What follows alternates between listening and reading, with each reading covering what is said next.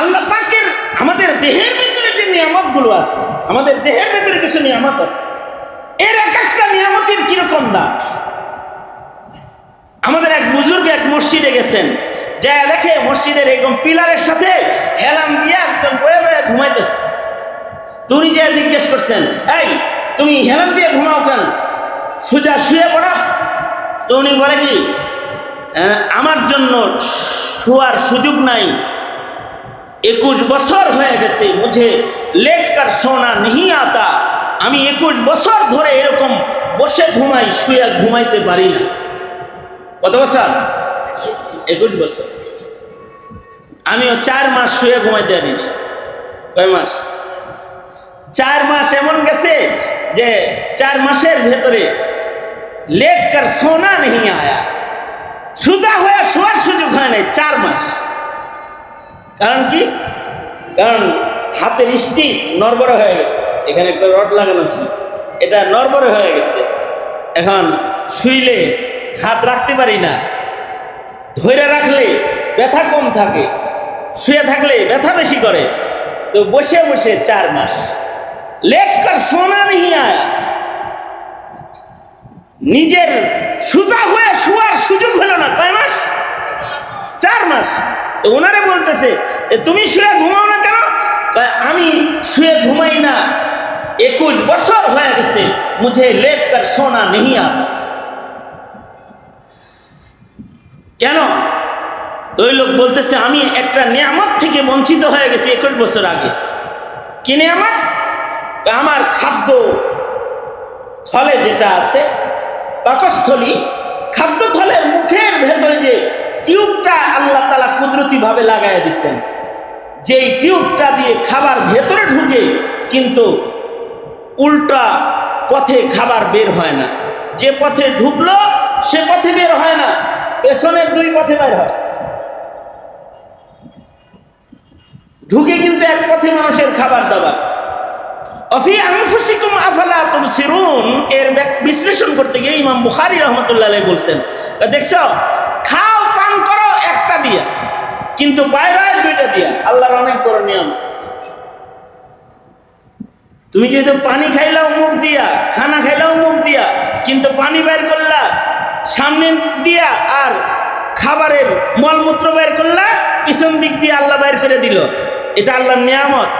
যদি আল্লাহ খাওয়ার লাইন যেরকম একটা রাখছে, খালি বাইরের লাইন যদি একটা রাখতো, তাহলে এইরকম বইয়া বয়া শুনতে পারতাম না।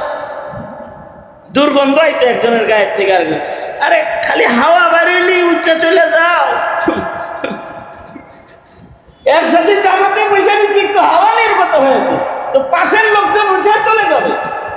হাওয়া বের হলেই যদি চলে যায়, যদি পানি আর শক্ত জিনিস যদি একই পথ দিয়ে বের হইতো, তাহলে 24 ঘন্টা ওখান দিয়ে পায়খানা পথ দিয়ে নাপাক নির্গত হইতো, যে একজন আরেকজনের পাশে বসে খাবার এক দস্তরখানে খেতে পারতাম না, এক কাতারে নামাজ পড়তে পারতাম না, একসাথে বসতে পারতাম না। কত বড় নিয়ামত!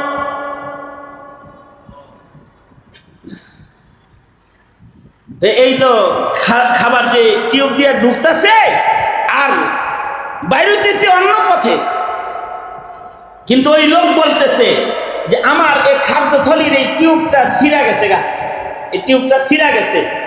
বলের ভেতরে যেরকম টিউব লাগানো আছে, বাতাস ভেতরে যায় কিন্তু উল্টা দিকে বের হয় না। ট্রাকের চাক্কার ভেতরে টিউব আছে, বাতাস ভেতরে ঢুকে ওই পথে বের হয় না, প্রয়োজনে টিউব টায়ার ছিঁড়া বাইরে যাইব, এই পথে বাইরে দিতেছে না।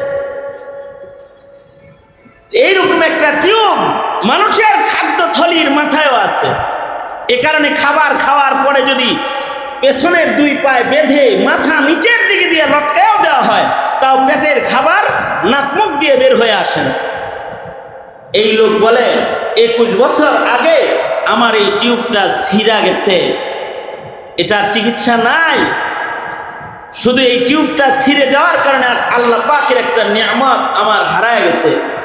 এখন আমার 21 বছর যাবত আমার শুয়া ঘুমানো হারাম হয়ে গেছে।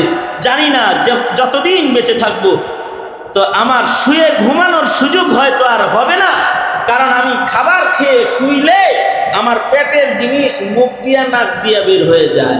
নাউযুবিল্লাহ। কয়টা নিয়ামত? একটা নিয়ামত। এইরকম অগণিত অসংখ্য নিয়ামত আমাদেরকে আল্লাহ তাআলা দান করছেন। এই সব নাজ নিয়ামত একত্রিত করলেও একটা ইবাদতের সমান হবে না।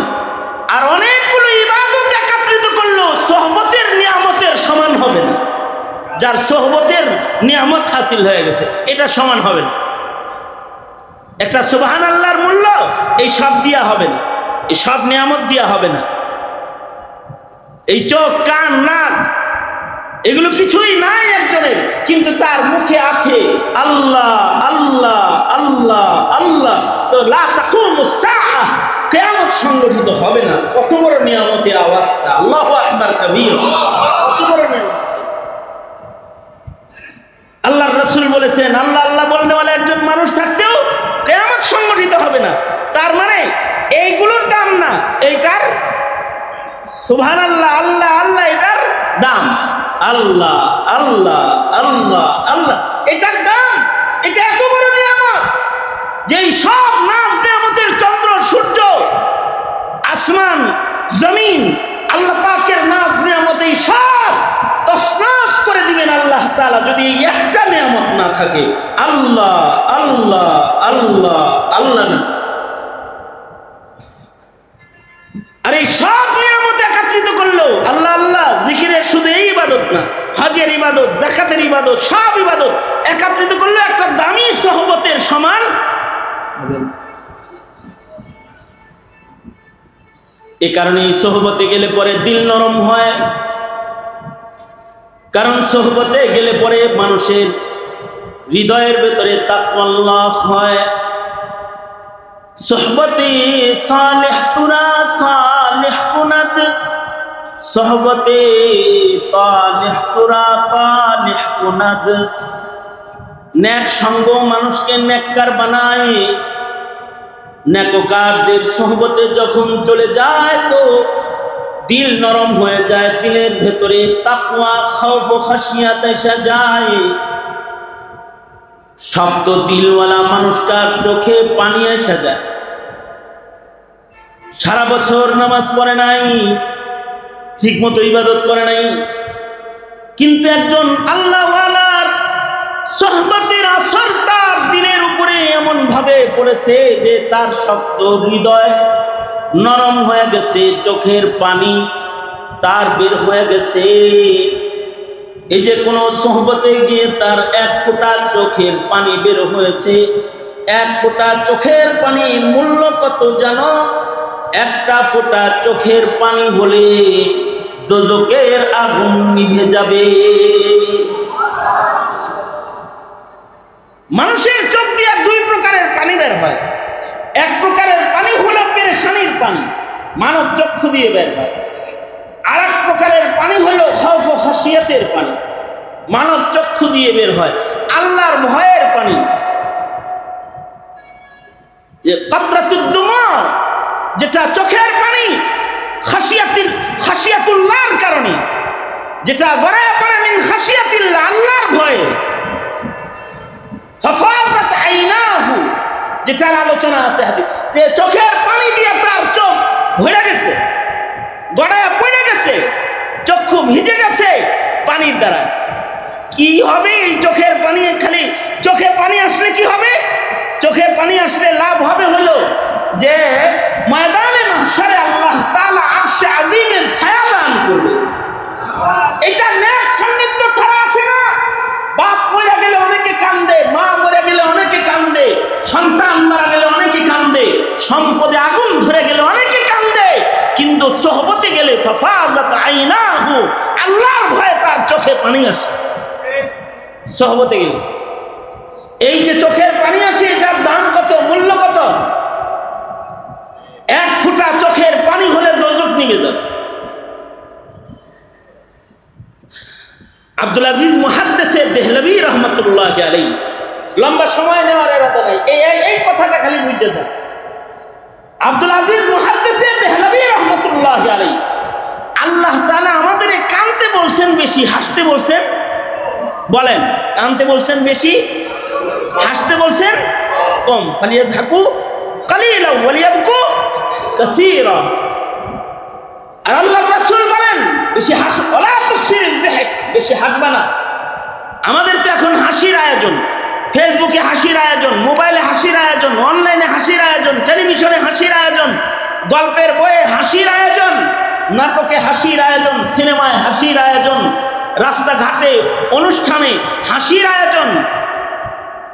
কাদার আয়োজন নাই এখন, কাদার আয়োজন এটা নাই এখন। কিন্তু কাদার আয়োজন বেশি হওয়া ছিল, সাহাবায়ে কেরামের সময় কাদার আয়োজন বেশি ছিল। কাদা, কারণ কাঁদলে পরে চোখের পানির অনেক মূল্য। দুঃখে পড়ে কান্না না, আল্লাহর ভয়ে কান্না। দুঃখে পড়ে না, আল্লাহর ভয়ে কান্না যেটা, এটার অনেক মূল্য। এ কারণে আল্লাহর রাসূল সাল্লাল্লাহু আলাইহি ওয়াসাল্লাম কাঁদতেন বেশি। হযরত আয়েশা সিদ্দিকা বলেন এত কাঁদতেন যে বিছনা চোখের পানি দিয়ে ভরে যেত, ভিজা যেত, মনে হতো যে মশকের পানি ঢেলে দেওয়া হয়েছে। এত কান্না করতেন আল্লাহর রাসূল যে শুধু কাদার জন্য নবী একাকিত্বকে গ্রহণ করতেন, সেজদা দিয়া কাঁদতেন কাঁদতেন। নবীর কান্নার আওয়াজে, এত আওয়াজ হইতো কান্না, যে কান্নার আওয়াজে মাঠের রাখালরাও দাঁড়ায় দাঁড়ায় কাঁদতো, উট ছাগল ভেড়া ওরা কাঁদতো, নবীর কান্না দেখে ওরা কাঁদতেন। কারণ কান্নার একটা ফোঁটা পানির অনেক মূল্য। কান্নার পানি যেটা মানুষের চোখ দিয়ে বের হয়, এক ফোঁটা চোখের পানি, এটা দোজখের আগুন নিভায়া দিবে, দোজখের আগুনকে নিভায়া দিবে চোখের পানি। কাতরাতান, দুটি ফোঁটা আল্লাহর কাছে দামি, চোখের পানির ফোঁটা আর গায়ের রক্তের ফোঁটা, যেটা কাতরাতুদ দুমু, যেটা আল্লাহর ভয়ে বের হয়েছে, আর কাতরাতুন ফি সাবিলিল্লাহ, আল্লাহর রাস্তায় যে গায়ের রক্তের ফোঁটা বের হয়েছে, যেটা ফিলিস্তিনের মুসলিম মুসলমানদের ঝরছে রক্তের ফোঁটা। আর একটা হলো চোখের পানির ফোঁটা।